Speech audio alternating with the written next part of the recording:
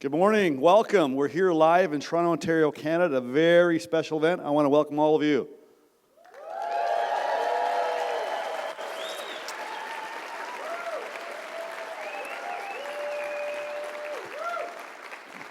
They're excited. I want to welcome you wherever you are, on your phone, your computer, at home. Welcome to an amazing event. And this person that I'm going to introduce needs no introduction. He's known all over the world, wherever he goes. You'll know him from the hit movie The Secret. He's considered the leader in personal development, human growth. He's worked with individuals and companies and leaders all around the world. And today, he's going to teach you how to think and grow rich. Let's welcome Bob Proctor.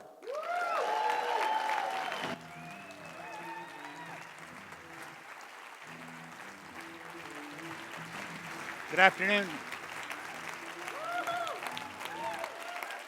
Greetings. Thank you. Wherever you are, morning, afternoon, evening, I want to welcome you. This presentation is on behalf of the consultants that are part of the Proctor Gallagher Institute. So if you're watching this, wherever you're watching it from, the odds are pretty good you've been invited by one of our consultants.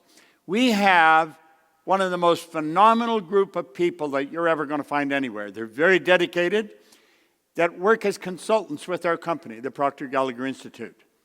We have around 1,500 consultants in 77 different countries. And that isn't an accident. It's the way it's designed, and we are working at expanding on this all the time. Many years ago, I took a pen, and I sat down, and I said, I'm going to build a company that operates all over the world. And that's essentially what we're doing. Now, what I'm going to talk to you about today is your results. I want you to think about the results that you're getting in various aspects of your life. Could be your income.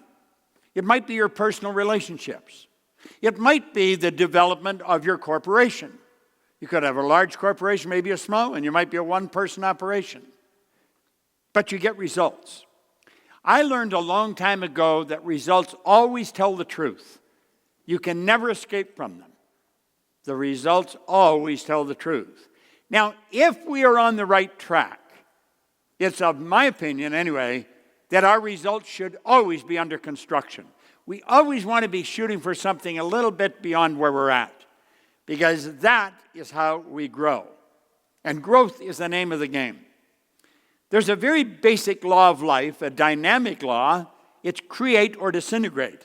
If we're not getting better, we're going in the opposite direction. And I don't think any of us go there directly, intelligently, because we choose to. I think we go backwards every now and then because we make some errors.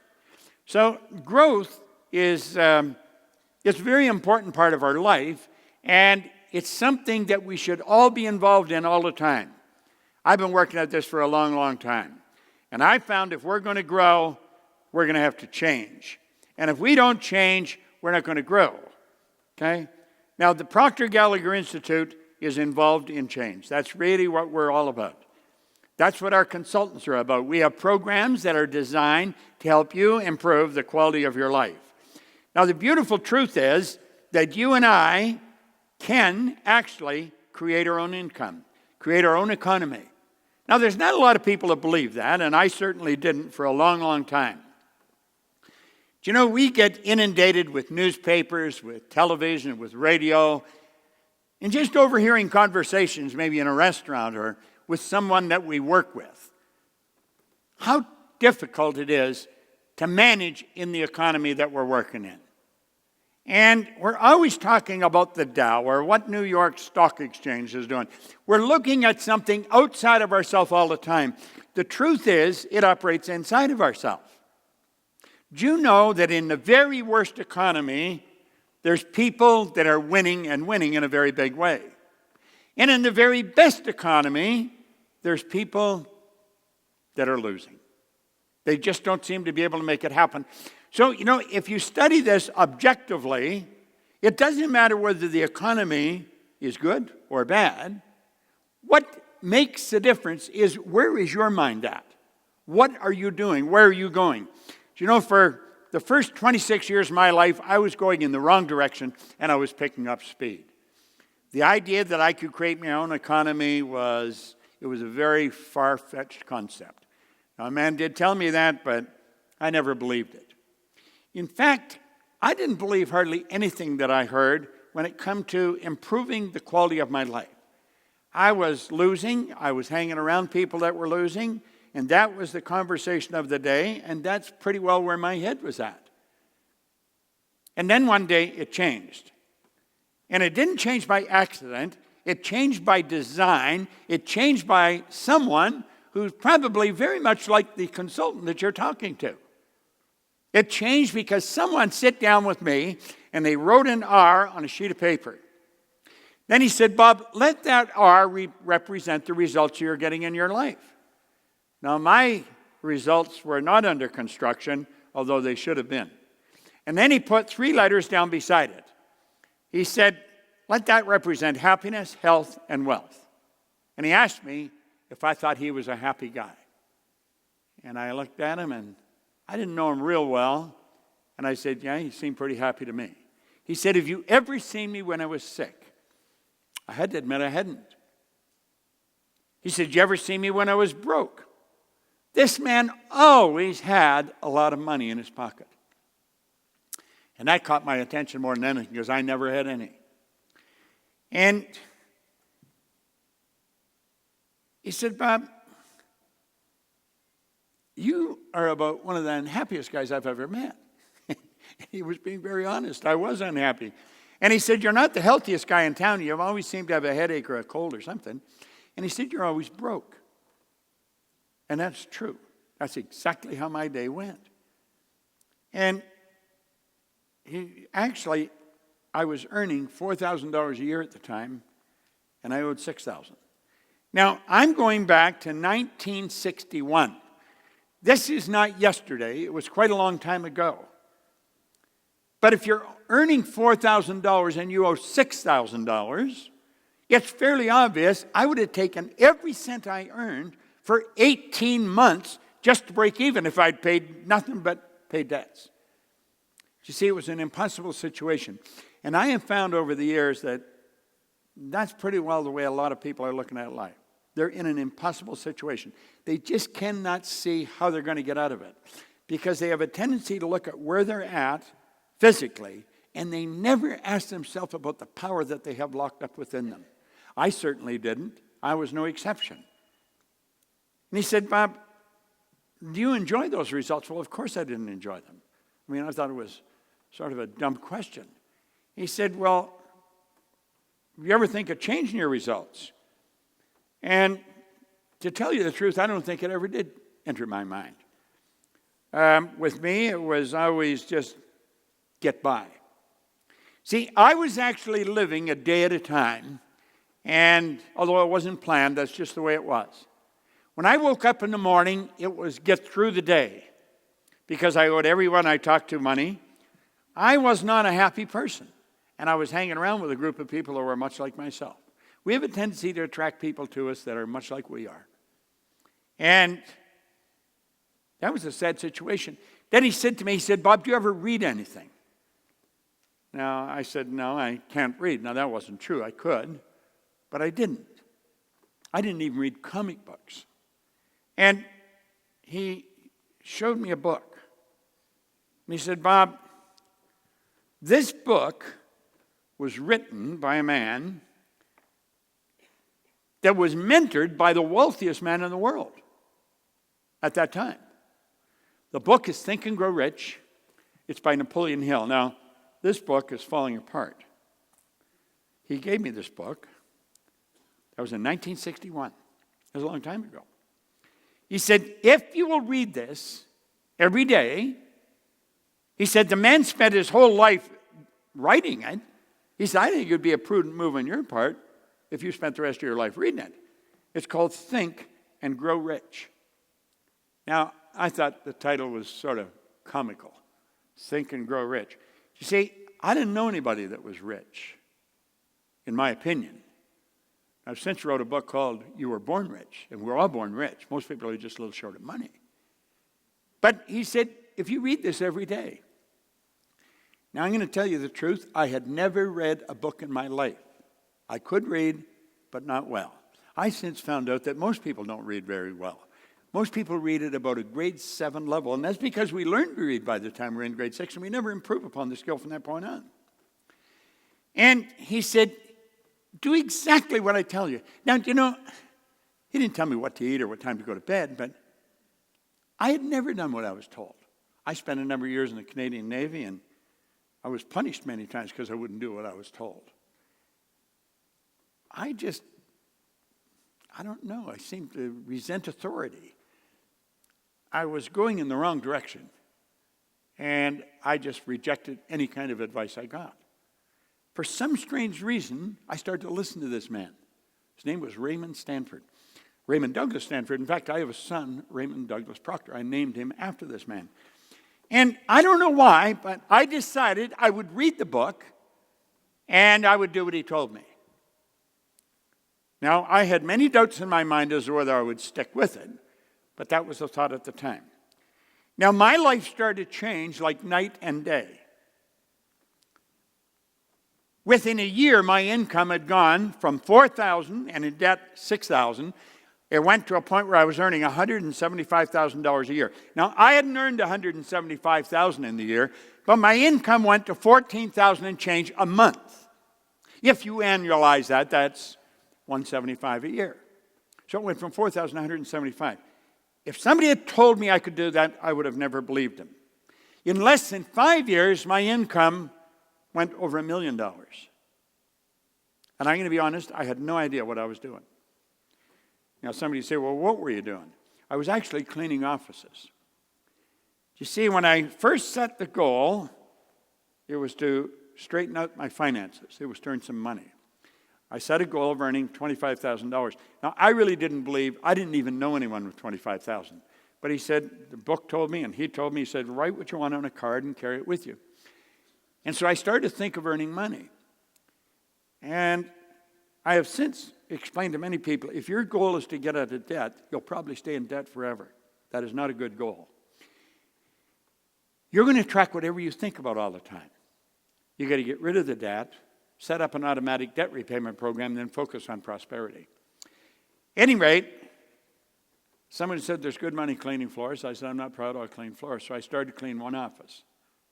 I got $15 a time to wash the floor, and I washed it twice a month. Pretty soon I got another office at $65 a month. Now I'm up to $95. Now keep in mind, I was only earning $4,000 a year. That's $100 a week. And I'm up to $100 a month extra money. It was quite a bit. And then it went up and up and up. Now, I was living in England. I was cleaning offices. I had offices in Toronto, Montreal, Boston, Cleveland, Atlanta, and London, England. The business grew very, very fast. I was doing exactly what this book told me and doing exactly what this man suggested. And one day I sat down and I thought, how did this happen? You see, I had no formal education. I had 2 months high school. I had no business experience. I had a horrendous work record. And all of a sudden, bang, like this, all this success. And I was living in England. I went over and opened a company there. And I didn't really know why I was winning. Now, the thought came to my mind that I was lucky, but I knew that wasn't the truth because I really don't believe in luck. Voltaire said we invented that word to express the known effects of unknown causes. So I knew I wasn't lucky. I was raised with the idea, if you're going to earn a lot of money, you've got to be really smart. Well, $1 million to me at that time was a lot of money. And I knew I wasn't that smart. So I couldn't figure out why I was so successful. To me, I didn't seem to be doing anything that was extraordinary. But if somebody asked me, I would say, well, I'm cleaning offices. But I found out that cleaning offices was almost incidental to what I was doing. I had been working on me solidly for 5 years, and I had been helping the people that I was working with to work on themselves. I was very involved in a program of personal growth, and everything started to change. Now, there's something in this book that really made a difference. You see, I made up my mind I was going to find out why I changed. I wasn't satisfied with the idea that I did change. I was going to find out. So what I'm going to explain from this point on is what I learned over the next 10 years. I studied this like an absolute scientist for 10 years. I spent a lot of money and I did a lot of work. So if you really want to change your life, I've done the work and I've spent the money. You don't have to do all that. I'm going to lay out what I learned over that period of time. And when I figured out exactly why I changed, all I wanted to do was teach it. And that's all I've done for a long, long time. This company has been going since 1961. That's 58 years. I have a phenomenal business partner, a lady who was an attorney, who was a securities attorney, something almost a polar opposite to where I come from. She had turned companies public. She would buy banks, sell banks, turn them public. Very, very brilliant woman. And when she joined us a little over 10 years ago, our company took a big jump because she brought an expertise in that I certainly didn't have. I know how to earn it. I didn't know how to work with it. Our company has worked all over the world. We have worked with some of the largest corporations in the world. We watched their sales go up by hundreds of millions of dollars. I couldn't even mention the number of individuals we've sat down and worked with. When I do a seminar in Los Angeles, or we do, because my partner, Sandy Gallagher, she does it with me, our team goes there, we will stream into over 115 countries. You see, the goal that I set a long time ago, we're now realizing we're living it. So what I'm going to show you is what I have learned over my lifetime. I have tested this every way you can think of. Some of the most brilliant people in the world have tested this. We don't wonder if it works. We know it works, and we've worked it all over the world. So I'm going to ask you, if you're a little skeptical, set the skepticism aside. Just set it aside. And when I'm all finished, if you want to still be skeptical, then do it then.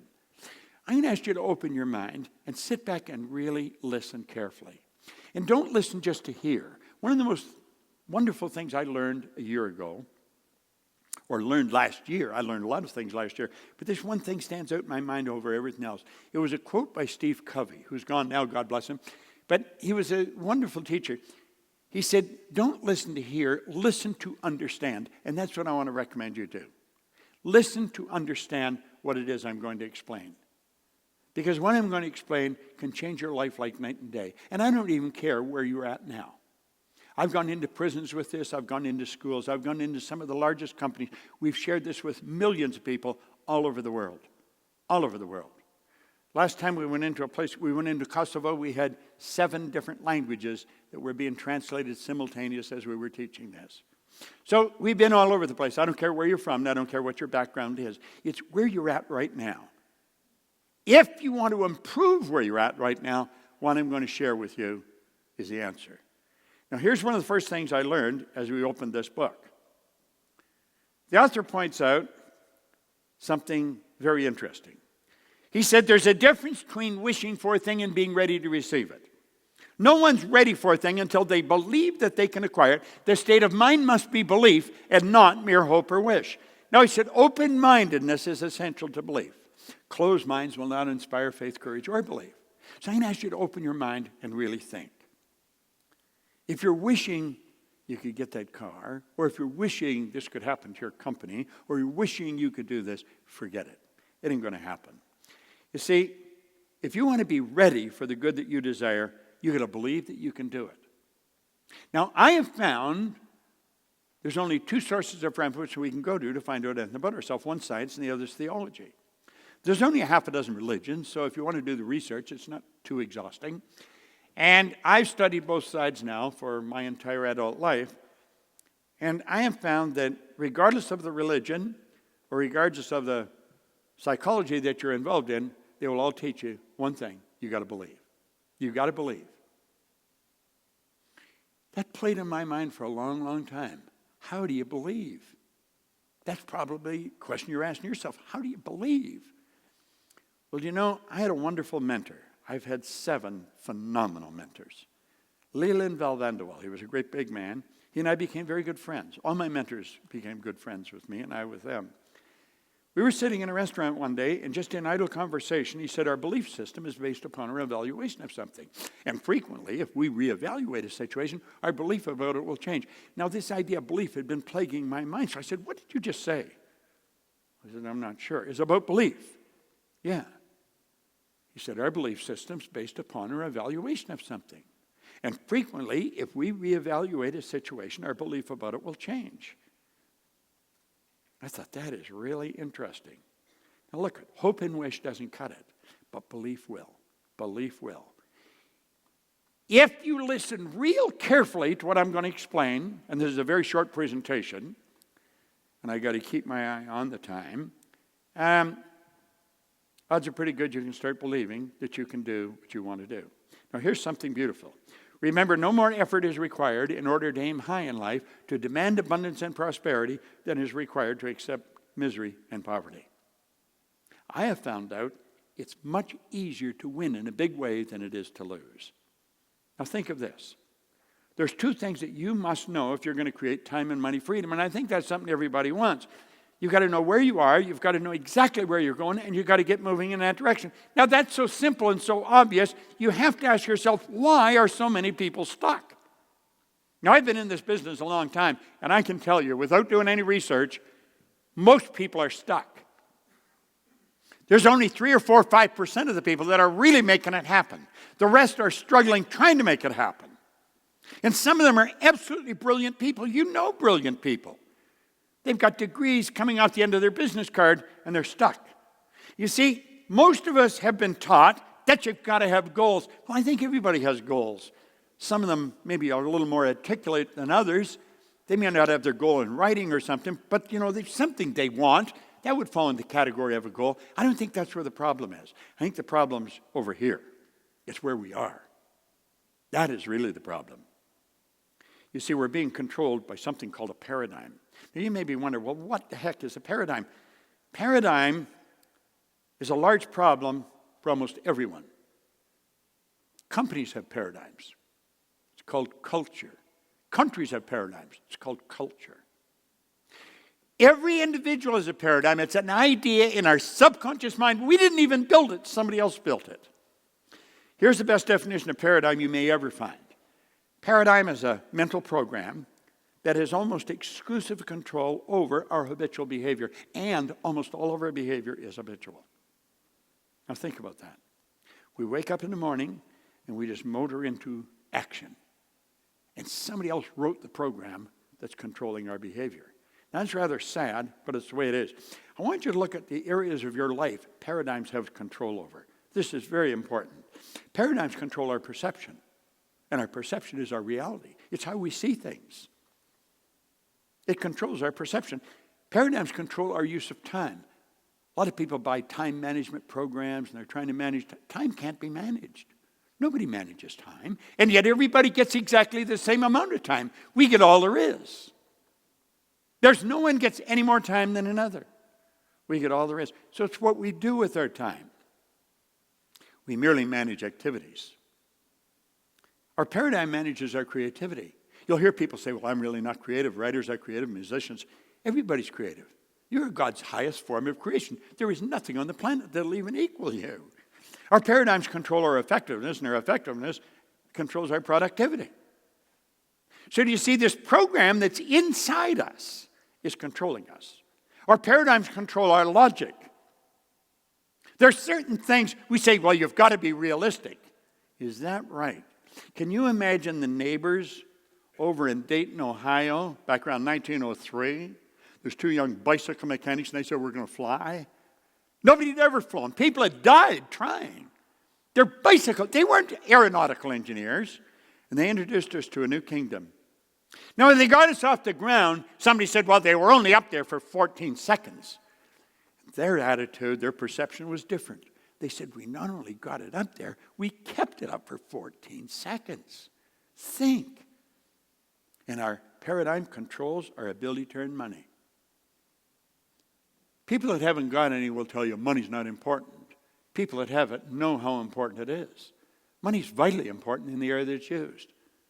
It's the medium of exchange that's used by everyone all over the world in exchange for other people's products or services. I had a mentor, Earl Nightingale, and he said one time something that I thought was rich with truth. He says, most people think they want more money than they really do, and they settle for a whole lot less than they could earn. Now think. There seems to be a box around all these areas. And every time we go to step out and change our use of time or change our perception, we hit the wall. We hit the wall. When you make up your mind that you're going to change the paradigm, I am going to learn what it is, and I'm going to change it. It's a program in my subconscious mind. I'm going to change it. The walls come down. The walls actually come down. Now, that doesn't mean you change anything, but you can now, and you don't hit the wall.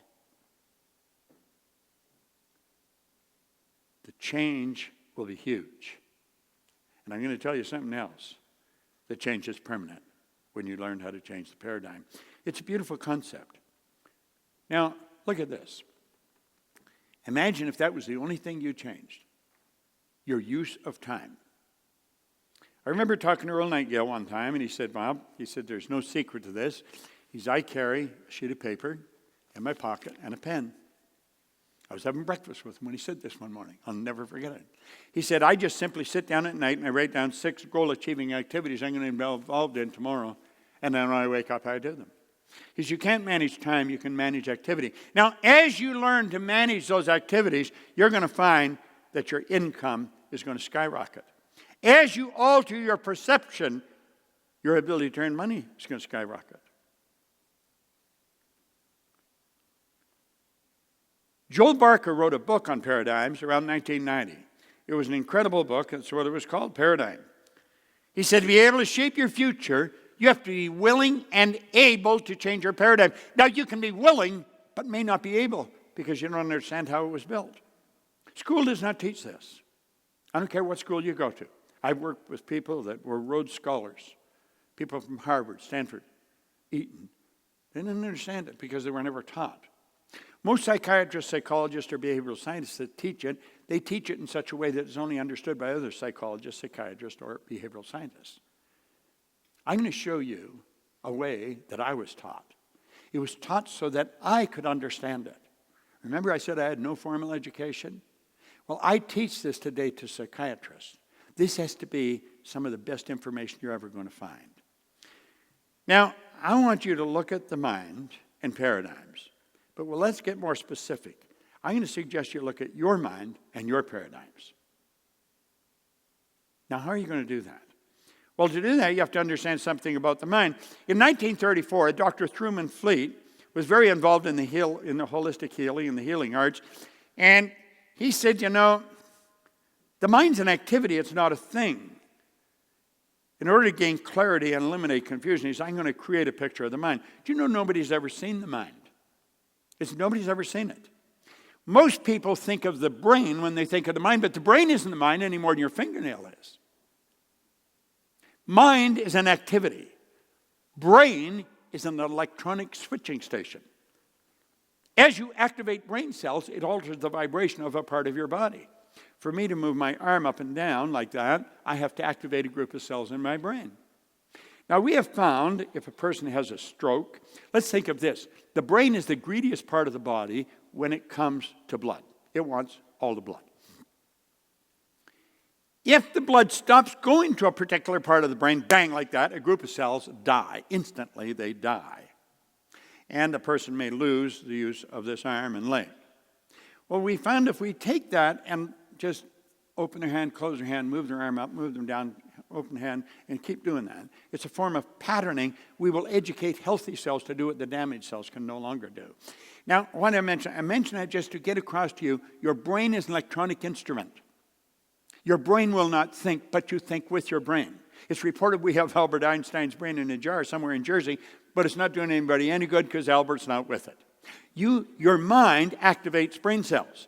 Now, this good doctor said, nobody's ever seen the mind, so I'm going to draw a picture of the mind. Now, the first time I saw that, I laughed. I said, this is pretty simple. It looks like something out of a comic book. But the guy told me, he said, this is no comic book. This is probably one of the most powerful ideas you'll ever see. And he took and he drew a line right through the big circle. He said, let the big circle represent your mind, and the little one represent your body. The top half of the circle we're going to say is our conscious mind. The bottom half we'll say is the subconscious, and the little circle represents the body. Now, without question, in all the years I've been studying, this is, without question, the most valuable idea I've ever learned. I want to suggest you burn this into your mind and take it serious. You sit down with any consultant, the consultant that invited you, and they can go through this. They'll show you programs that explain this. You can teach it to your children. And I guarantee when the kids start to learn, their grades go up in school. Your relationships become stronger. You start to understand why people are like they are and why they're doing what they're doing. Because you're starting to understand you. And you're the only thing you have to study. There's something phenomenal about you. It's so incredible that in all our study, the wisest among us do not really know all there is to know about ourselves. So let's take this little drawing and we'll run through some basics. There's the conscious mind, the subconscious, and the body. Now, the conscious mind is our thinking mind. That's the part of us that thinks. Thinking is the highest function we're capable of. I remember Earl Nightingale, who was a mentor of mine. He said one time, if most people said what they were thinking, they would be speechless. I laughed and I thought, but as I started to think about it, I thought the guy's right. Listen to most conversations. It's obvious people aren't thinking or they never say what they're saying. Or stand back and watch the way people behave. It's going to become obvious they're not thinking or they never do many of the things they're doing. Now, the conscious mind can think. This is called our educated mind. This is where school is focused on you storing knowledge. And of course, this is where intellect is resident. Now, do you know most people go through their whole life and they never learn about their intellectual factors? And it's the intellectual factors that separate you from all the rest of the animal kingdom. Think of this for a moment. You and I are the only creature on the planet that is totally disoriented in our environment. All the other little creatures on the planet are completely at home in their environment. They blend in. We are totally disoriented because we have been given these higher faculties. It gives us the ability to create our own environment. So you see right at the front when I said you can create your own economy, or you really can. And you do. You are. Whether you're aware of it or not really makes little difference. Now the subconscious mind is quite different. That's the emotional mind. That's the part of you where the paradigm is. Now let's switch this over at the top. Because you can think, you have the ability to choose. Do you know you choose everything you do? You'll say there's things you have to do. No, there's really not. You say, we have to pay taxes. No. You could move to a tax-free zone or you could go to jail. It's a choice. Everything we do, we choose to do. Now, most people never, ever, ever become really, truly aware of that, but that's the way it is. You and I have the ability to accept or reject. When we see something in the paper or on the news, we can accept it or reject it. We do not have to accept. We have the ability to think. We can choose. We can say, I'm not going to accept that. I'm going to stay in control of me. And if you reject it, you have the ability to originate. You're a creative being. You're God's highest form of creation. Now, the emotional mind doesn't work this way. The emotional mind must accept everything you give to it. It has no ability to reject. Whatever is placed in the subjective mind, it must accept. The subconscious mind is immoral. It's like the earth. It doesn't care what you plant, but it'll grow whatever you plant. Earl Nightingale placed that idea very well in his Strangest Secret recording. He said, you can plant nightshade, a deadly poison, and not a 16th of an inch away, you can plant corn, a sweet food. One will grow with just as great an abundance as the other. The earth doesn't care what you plant, but it will return what you plant. That's the same with your subconscious mind. Now get this. This is a beautiful thing to really understand. Your subconscious mind cannot differentiate between what's real and what's imagined. You can imagine something terrible happening, you'll get upset. You can imagine something beautiful happening, and it will inspire you. Subconscious doesn't know the difference. And you've been given an imagination, one of the most magnificent tools you've got. Well, where does the paradigm come in, and what do we do? Well, let's take a look at that. Let's close the window on this for a moment, or let's look at how we operate today. Here we are today. I just used the information we've given you, and you're being inundated with information. In the conscious mind, I said you had an intellectual factor. One of them is reason. Reason gives you the ability to think. So we're getting hit with information where it's doom and gloom. We can say, get out of here and get rid of all that information. But we don't do that. What do? We leave our mind wide open, and it goes right into our subconscious mind. What do we say about the subconscious? It has no ability to reject. It'll accept whatever you give to it. Why? Well, that's part of the paradigm. That's part of the program. You stop thinking, your subconscious mind will accept whatever you give to it. Somebody can give you a negative idea and you'll start to get emotionally upset. And a negative idea could be a lie. It might not be true at all, but you accept it, so you'll get upset. Why? How did the paradigm get there? Well, let's take a look at that. We'll go over here. This is when you're an infant. This is how you arrive on the scene. When a baby arrives, the baby doesn't have a language. Baby has no conscious faculties. The baby's mind is wide open. It's like a cup. You can put anything in it you want. And we do. We dump all kinds of stuff in it. Do you know almost all welfare recipients are third, fourth, fifth generation welfare recipients? Now, this is a rather strange thing, but it's the way it is. That's why a baby speaks the language it does, why they like the food they like. And over, that is dumped into their mind. This is actually where the baby's self-image was formed in a very early life. And then that self-image carries them right through life. That's the image we hold of ourselves. And you can never outperform your self-image. Maxwell Maltz wrote a great book on it, Psycho-Cybernetics, back around 1960, which is considered one of the greatest psychological discoveries of our generation. So here we are here with the paradigm. Self-image is one idea. Paradigm is a multitude of ideas that have been planted in the subconscious mind. Here we are 10, 20, 50, 70 years later, and we're still letting those same ideas control us. Look at this for a moment. We go to school. School gave us valuable knowledge. However, school never taught us anything about a paradigm. So we frequently do not do what we already know how to do. And if you think about this, here you've got superior knowledge, inferior results, so it causes confusion and frustration. Let's put our model up here again. And what did school do? School loaded us up with books. We passed all the exams.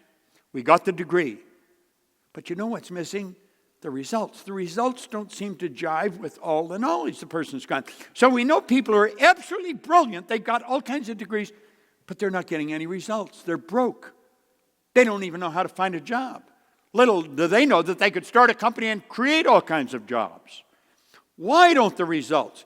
Because it's not the knowledge that produces the result. It's the paradigm that produces the result. The paradigm controls the behavior.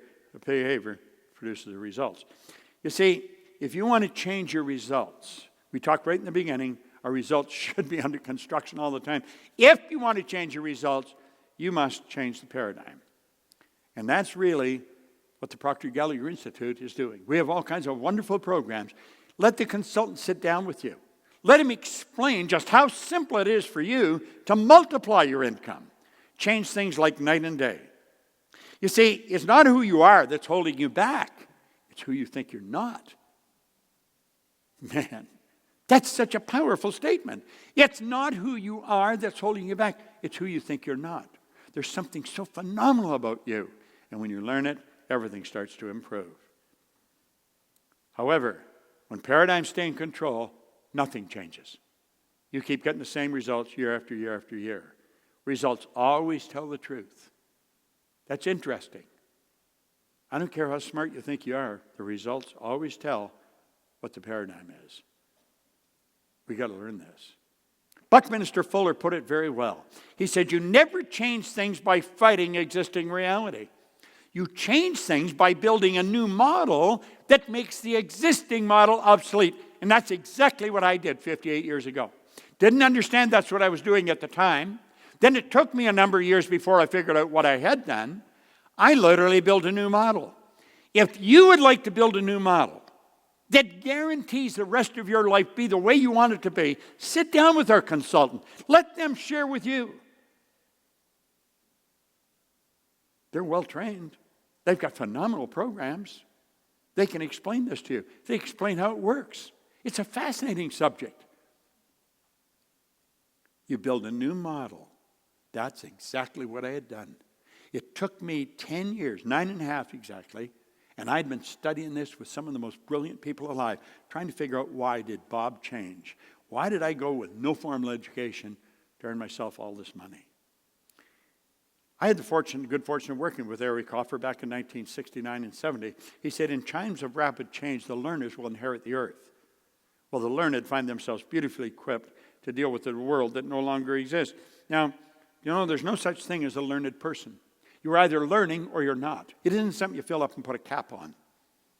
And he said, the learners will inherit the earth. I took that to be metaphorical, that you would be happy, healthy, and wealthy. When you start to study you, that's what all of our programs do. That's what our consultant can help you do. Everything in your life is going to look different. Life should be and can be absolutely incredible. Now he said, to learn, you need a certain degree of confidence. Not too much, not too little. If you have too little confidence, you'll think you can't learn. I lived so long like that. And then this man convinced me I could learn. Ray Stanford said, Bob, do exactly what I'm telling you, and you can have anything you want.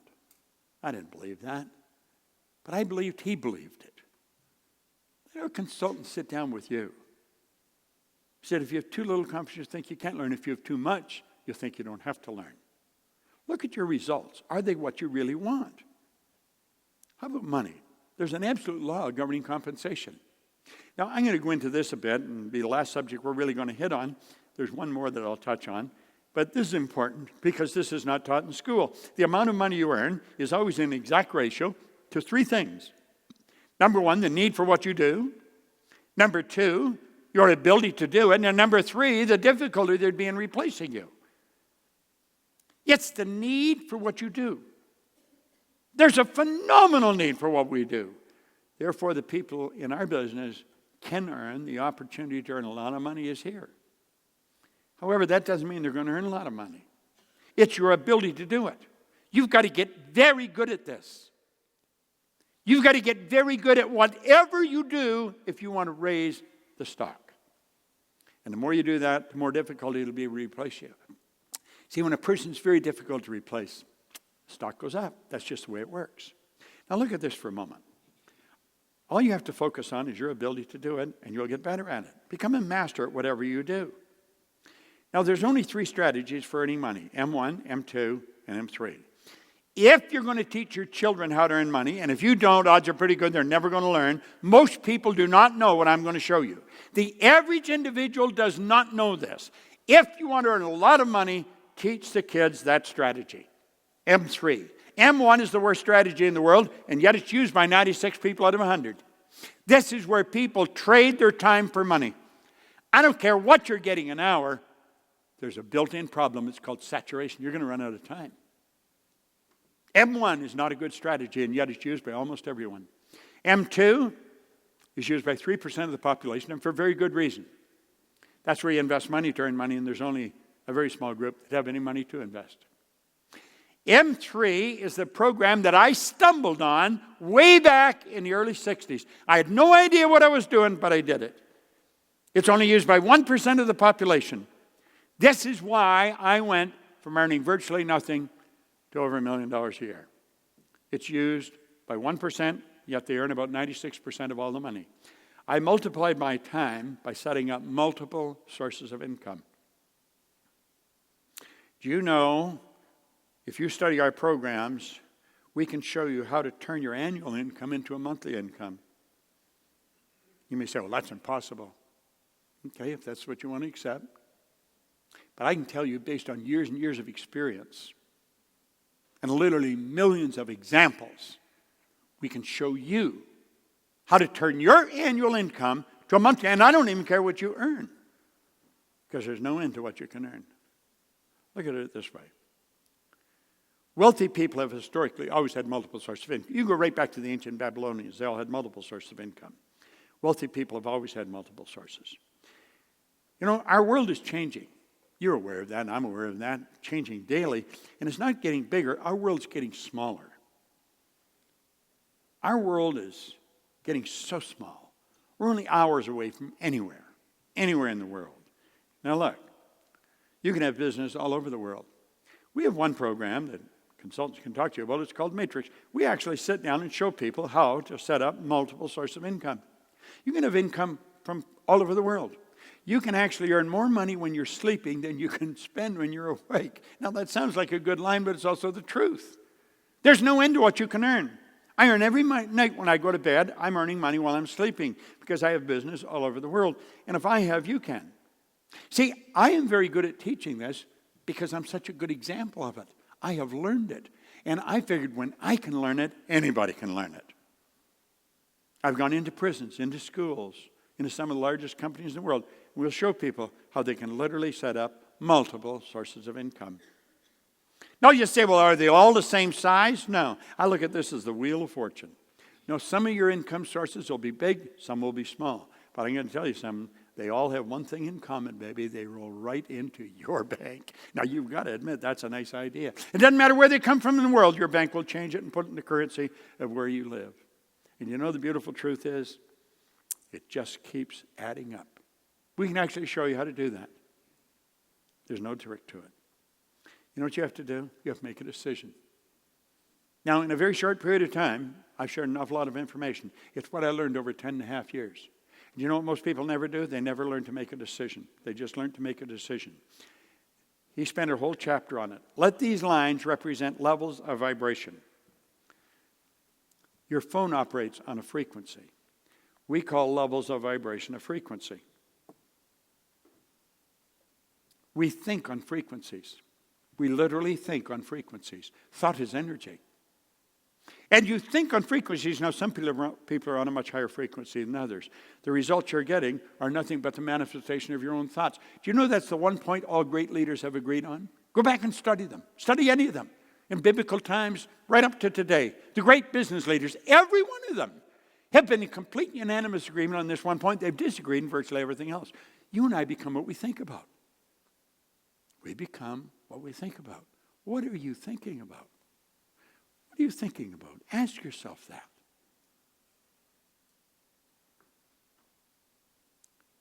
We say, these are the results I'm getting, but that's the result I want.